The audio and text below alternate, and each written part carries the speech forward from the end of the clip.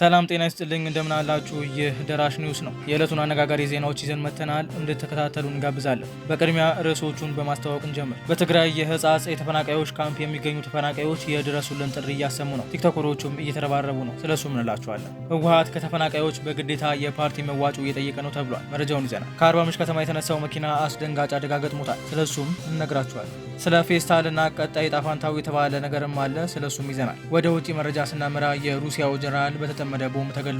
የሱ መረጃ እናገራችኋለን። እስከ መጨረሻው በመከታተል እንዲሁም ቻናላችንን ሰብስክራይብ፣ ላይክ፣ ሼር በማድረግ አዳዲስና ወቅታዊ መረጃዎችን ይከታተሉ።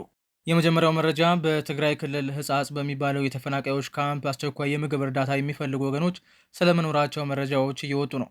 ባለፈው የሰሜኑ ጦርነት ከተለያዩ አካባቢዎች ተፈናቅለው ህጻጽ የሚገኙ እነዚህ ወገኖች አሁን ላይ የከፋ የምግብ እጥረት መጋለጣቸው እየተሰማ ነው። ይህ መረጃ እስከተጠናቀረበት ጊዜ ድረስ ከክልሉ ጊዜያዊ አስተዳደርም ሆነ ከፌዴራል መንግስት እንዲሁም ከተራድኦ ድርጅቶች ምንም የተባለ ነገር የለም። ነገር ግን በማህበራዊ ሚዲያ የሚታወቁ ቲክቶከሮች እርዳታ ለማሰባሰብ የተንቀሳቀሱ ነው። የዓመቱ ምርጥ ቲክቶከር በመባል የተሸለመው አዶናይ በ21ኛው ክፍለ ዘመን ሰው እንዴት በረሃብ ይሞታል ሲል ገልጿል። ቀጣዩ መረጃችን ሳልሳይ ወያነ ትግራይ ፓርቲ በትግራይ በጠመንጃ የሚመራ የፖለቲካ ኃይል ስልጣን ላይ ተቀምጧል ሲል ክስ አሰምቷል። ህወሓት ከተፈናቃዮች ሳይቀር በማስገደድ ወራዊ የፓርቲ መዋጮ እየጠየቀ ነው ያለው ፓርቲው በሽረ እንደ ስላሴ የተፈናቃዮች የማቆያ ማዕከል የሆነውን በማስረጃ አቅርቧል። በማቆያ ማዕከሉ የነበሩ የ6 ልጆች አባት ተፈናቃይ በህወሓት ፓርቲ ወራዊ ክፍያ እንዲከፍሉ ይጠየቃሉ ይላልም ፓርቲው። አባትየው እኔ የፓርቲ አባል አይደለሁም፣ በሆንም በዚህ ወቅት የመክፈል አቅም የለኝም በማለት እንደመለሱ ገልጿል። የፓርቲ አባል አይደለሁም፣ ወራዊ መዋጮም አልከፍልም ያሉት አባት በህወሓት አባላት በፕላስቲክ የተሰራ ቤታቸውን አፍርሶ ከመጠለያ ማዕከሉ እንዲባረሩ መደረጋቸው ፓርቲው አሳውቋል። ፓርቲው በትግራይ ህዝብ ጫንቃ በጠመንጃ የሚያዝ የፓርቲ ኃይል ተጭኗል ቢልም ተፈናቃዮች ወደ ቀያቸው ሳይመለሱ የክልሉ ግዛታዊ አንድነትም ሳይረጋገጥ ምርጫ መካሄድ የለበትም ሲል አሳስቧል። ወደ ቀጣዩ መረጃ ስንሄድ ዛሬ ጠዋት ከአርባ ምንጭ ተነስቶ ወደ አዲስ አበባ ሲጓዝ የነበረው ዘመን ባስ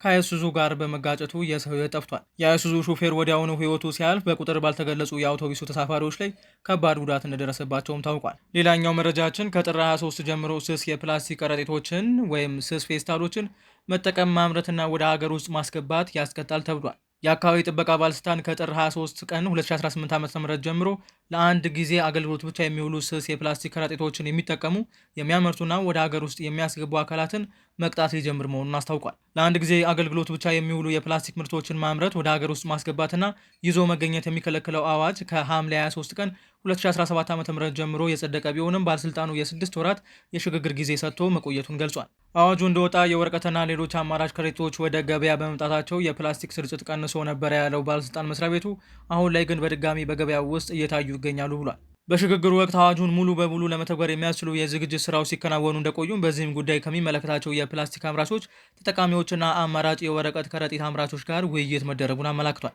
የወረቀትና ሌሎች የከረጢት አይነቶችን ማምረት የሚፈልጉ አካላትን ወደ ገበያው ለማስገባት ማሽኖችን ከቀረጥ ነፃ እንዲያስገቡና የብድር አቅርቦት እንዲያገኙ ከሚመለከታቸው ተቋማት ጋር በቅንጅት እየተሰራ እንደሆነ አስታውቋል።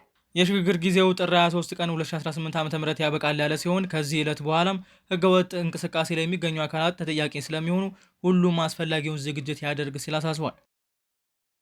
በመጨረሻ ወደ ውጭ መረጃ ስናመራ አንድ የሩሲያ ጀነራል በሞስኮ መኪና ላይ በተጠመደ ቦምብ ተገድለዋል። እኚህ የሩሲያ ጀነራል በሞስኮ መኪና ላይ በደረሰ የቦምብ ጥቃት መሞታቸውን የሀገሪቱ ባለስልጣናት አስታውቋል። የሩሲያው መርማሪ ኮሚቴ ሌተናል ጀነራል ፋናዲ ሳርቫሮቭ ዛሬ ማለዳ ላይ በመኪና ስር በተጠመደ ፈንጂ ህይወታቸው ማለፉን ይፋ አድርገዋል። በጥቃቱ የተገደሉት የ56 ዓመቱ ሳልቫሮቭ የጦር ኃይሎች ኦፕሬሽን ማሰልጠኛ መምሪያ ኃላፊ እንደነበሩ ኮሚቴው ገልጿል። መርማሪው እንደተናገሩት ቦምቡ የተጠመደው በዩክሬን የስለላ ድርጅት ተሳትፎ ነው። ነገር ግን ስለ መረጃው ዩክሬን አስተያየት አልሰጠችም።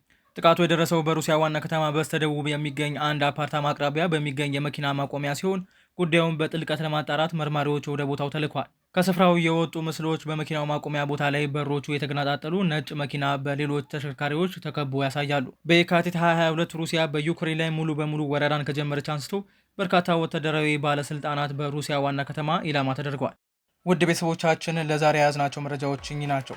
ሰብስክራይብ፣ ላይክ፣ ሼር በማድረግ ቻናላችንን ይደግፉ። ቀጣይ መረጃዎችን ይዘን እስክንመለስ ቸር ያገናኛል።